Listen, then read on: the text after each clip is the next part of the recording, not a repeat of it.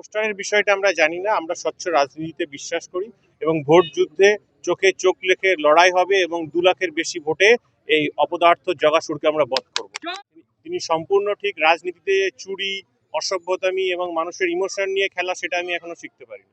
আমার নামে অভিযোগ এনেছে যে আমি তোলাবাজি করি, মিল থেকে টাকা তুলি এবং সন্ত্রাস সৃষ্টি করি, মানুষকে ব্ল্যাকমেল করে টাকা দিই, চাকরি বিনিময়ে টাকা তুলেছি, তার কাছে নাকি প্রমাণ আছে।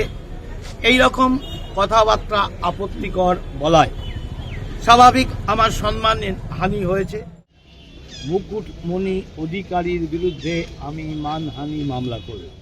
বিজেপি সাংসদকে জগাসুর, তোলাবাজ বলে আক্রমণ তৃণমূল লোকসভা প্রার্থী মুকুটমণি অধিকারীর। এবার তৃণমূল প্রার্থীর বিরুদ্ধে আদালতে মানহানির মামলা করলেন সাংসদ তথা রানাঘাট কেন্দ্রের বিজেপি প্রার্থী জগন্নাথ সরকার। আদালত সেই মামলা গ্রহণ করেছে।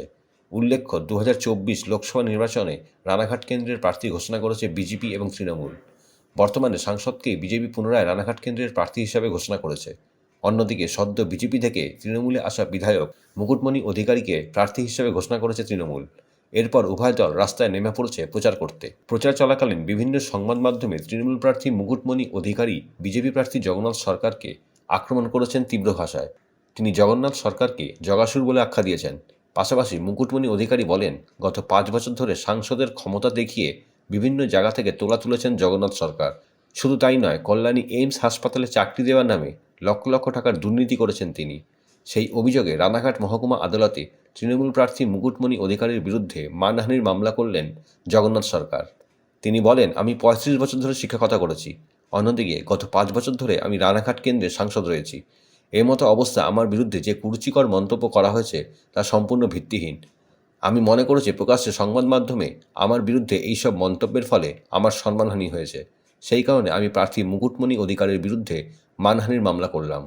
গত 11/3/2024 তারিখে একটি বেসরকারি ডিজিটাল টিভি চ্যানেলে আমার বিরুদ্ধে নাম করে আমি একজন সাংসদ রানাঘাট লোকসভা কেন্দ্রের, তিনি আমার বিরুদ্ধে অনৈতিক, আপত্তিকর, যার কোনো প্রমাণ নাই, এই রকম কথাবার্তা সরাসরি আমার নামে অভিযোগ এনেছে।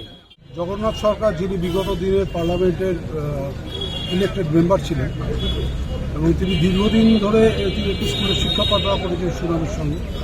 এই লাস্ট 11/3/2024 একটি ডিজিটাল, একটি all over India circulation electronics মিডিয়ায় আমার মক্কেলের বিরুদ্ধে মুকুটমণি অধিকারী তিনি কিছু ডিফামেটরি ওয়ার্ড ইউজ করেন এবং তাকে যে সমস্ত উদ্দেশ্য করে যে সমস্ত কথা বলা হয়, আমার মক্কেল মনে করেছে তার সম্মানহানি হচ্ছে অল ওভার ইন্ডিয়া জুড়ে এবং তার কনস্টিটিউয়েন্সিতে। সেই জন্য তিনি একটি মানহানির মামলা আজকে মুকুটমণি অধিকারীর বিরুদ্ধে ফাইল করেছেন এবং যে মামলাটা আজকে রানাঘাট অ্যাডিশনাল চিফ জুডিশিয়াল ম্যাজিস্ট্রেটের ঘরে এবং তিনি মামলাটা গ্রহণ করেছেন। গ্রহণ করে মামলাটা সাক্ষীর জন্য জুডিশিয়াল এনকোয়ারির জন্য নেক্সট ডেটে ফেলছেন। যদিও ডেটটা আমরা এখনো পাইনি, ডেটটা পাবো।